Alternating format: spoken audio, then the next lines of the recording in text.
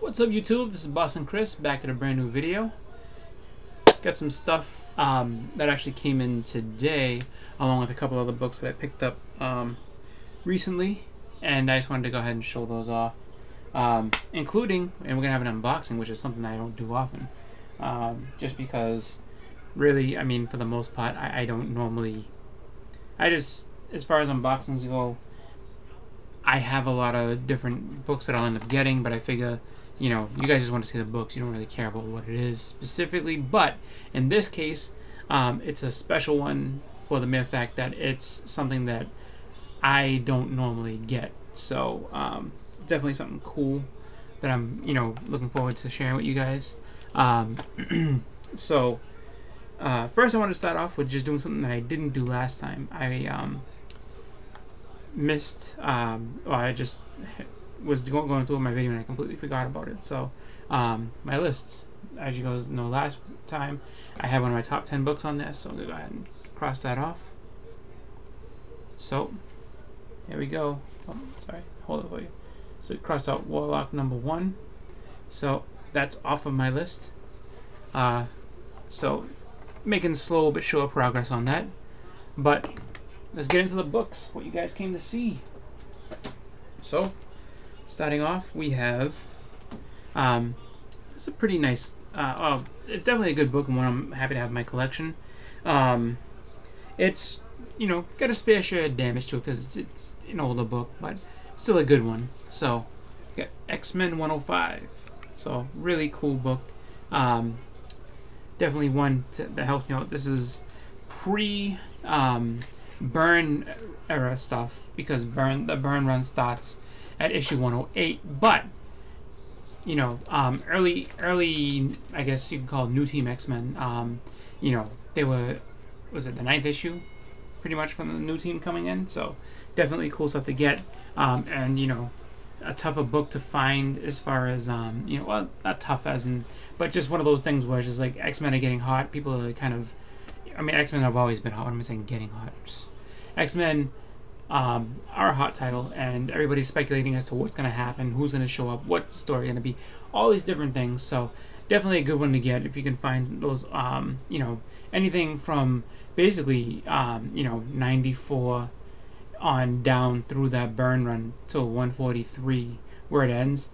Some of them are easy, some of them are not, because there's some big keys in there and then some minor keys in there. So you do your best and get what you can. So I'm gonna move on from there. Next, we picked up another book, and this is one.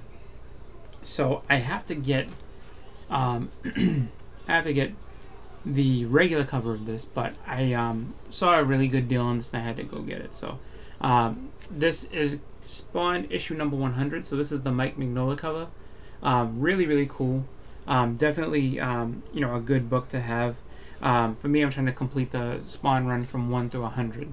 I have a good chunk of it, not all of it, but what happens with this is that I had the original cover a long time ago, and unfortunately, my cousin, when we were younger, spilled a cup of milk on it. So I'm pretty sure I still have it somewhere, but it's it's damaged, and I want to get one that's not damaged. So this will fill the void until I'm able to get that regular cover again. So really cool. There were a bunch of covers that were done. There was a Capullo cover, there was the regular cover done by Todd McFarlane, Frank Miller cover, and the Mignola cover that I know of. I think that's all of them. Might be another one, I don't know, maybe like a black and white, but anyway, it's okay. So happy to have that.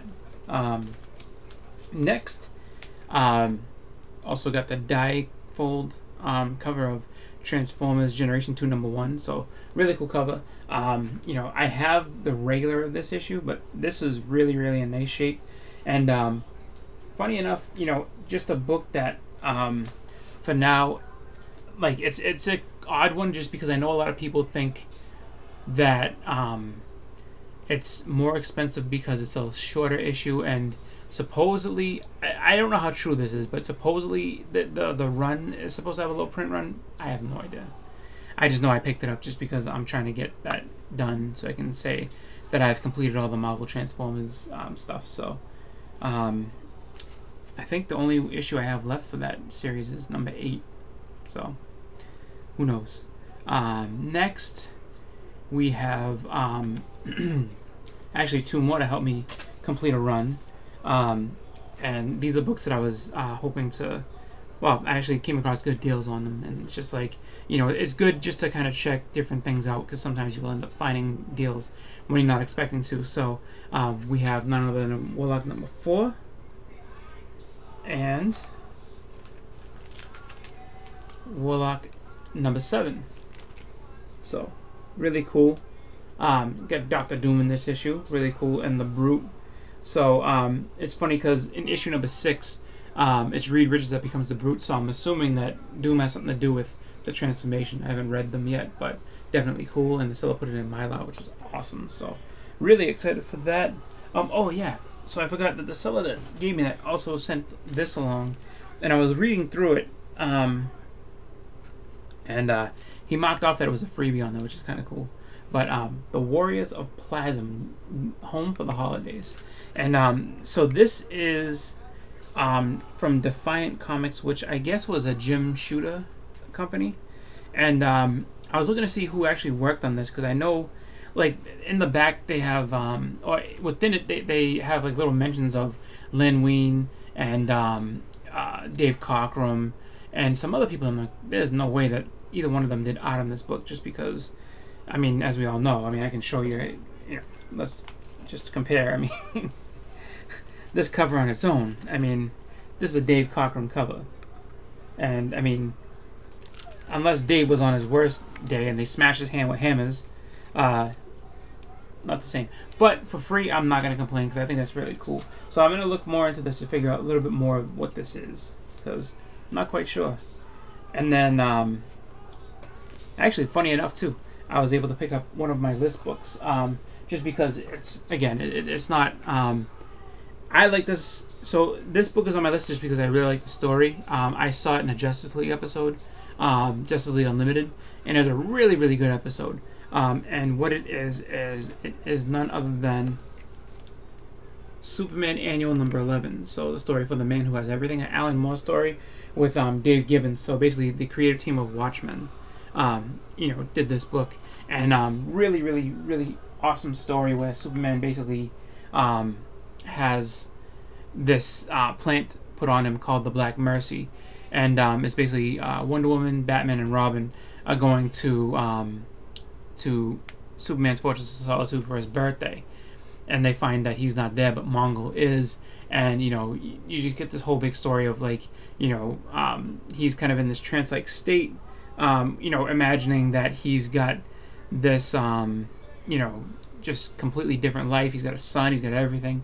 And when they finally manage to rip the Black Mercy off of him, Superman goes off. Like, he's so angry with what Mongul did to him, basically giving him this, life that he's always wanted on Krypton with his dad, with everything, So it's a really, really cool story. And if my explanation of it doesn't really do it for you, please go ahead and watch the Justice League Unlimited episode. It's really, really good. For the Man Who Has Everything.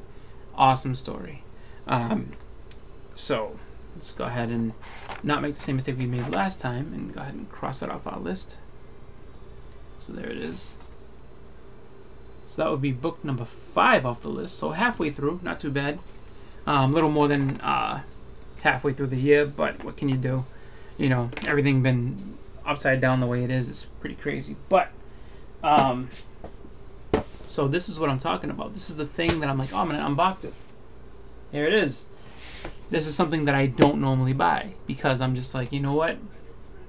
A lot of times when it comes to getting, and so with no further ado, I bought myself a slab. And to be honest with you, usually they're expensive. And, something that really, it's tough to get your hands on one for a good price. But this one is a really cool and really fun cover, and I was thinking about it. I was looking on eBay and seeing what the raw copies were going for, and I was just like, I mean, this happened to pop into the search as well, just because I'm like, you know what, I have, I have the same notion and thought of what I would do with this, buying it raw, and it's going to cost me a bunch of money to go ahead and buy it raw, get it signed, and then get it slapped. So I'm like, that's just crazy. Like, and this price was good, so I'm like, you know what? Let me just go ahead and take care of this and get, you know, just buy the slab one and kind of break that threshold. So this is the second slab book that I've bought ever. The first one I bought from a friend of a friend, which is kind of strange just because it's funny that when it comes down like that, I kind of don't count it as buying a slab, specifically just because it was a friend of a friend, so it's easy to kind of, you know, make a deal on that. This is the first one I've ever bought off of eBay. So I was kind of nervous doing it just because of the fact that, you know, there can be horror stories associated with these. But with no further ado, the grade is fine. The grade I like, you know, from buying it. And then on top of that, the fact that it's signed helps out. So it just kind of helps get everything in. And the seller went ahead and packaged this thing like crazy. Like, there's 3 layers of bubble wrap. There's paper. There was a nice sturdy box. I mean, this guy went to the nines trying to protect this thing. So good for him. You know, really something I'm excited about. Oh, this is beautiful. This is beautiful. Really excited about this. So what we have is, actually I might as well take it out the bag just for the showing of it. So, you know, just check the slab itself. No cracks, which is good. Even though I don't buy these things, I know that, you know, from watching other people's unboxings, that this is basically what you need to do is make sure it's all good. But yeah, so this is one that you know, I saw it and I was like, you know, when it comes to homage covers and yeah, homage covers, as far as you know, different ones that get, you know, redone over the years, like this is one that I would love to have every single kind for the most part. So without any further ado, we have G.I. Joe. This is number 224 from IDW. This is the Great Lakes Comic Con convention exclusive, I think it is. Convention edition, that's what it says on the top. Signed by Mike Zeck. So, really awesome. And we got a Secret Wars 8 homage cover, so that's going to look nice with my Secret Wars 8s and that Secret Wars #1. So, definitely an amazing cover, and it's signed by Zeck, which is awesome. So, yeah, man, badass.